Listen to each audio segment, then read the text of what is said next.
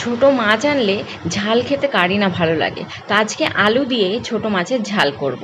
আর এখানে মশলা আমি করেছি জিরে, আদা, রসুন, কাঁচা লঙ্কা আর শস্য পোস্ত দিয়ে পেস্ট করে নিয়েছিলাম।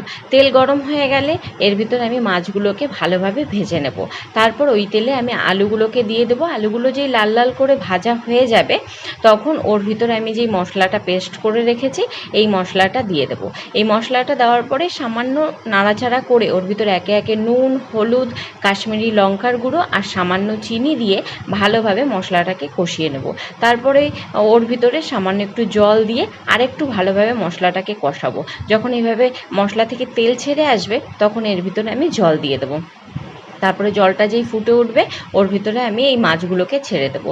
ব্যাস, আর তো কিছুই করতে হবে না। এবার ঢাকনাটা দিয়ে দিতে হবে, লো ফ্লেমে 10 মিনিটের জন্য রেখে দিতে হবে। তারপরে যখন এরকম গা মাখা মাখা হয়ে যাবে ব্যাস নামিয়ে নাও, রেডি।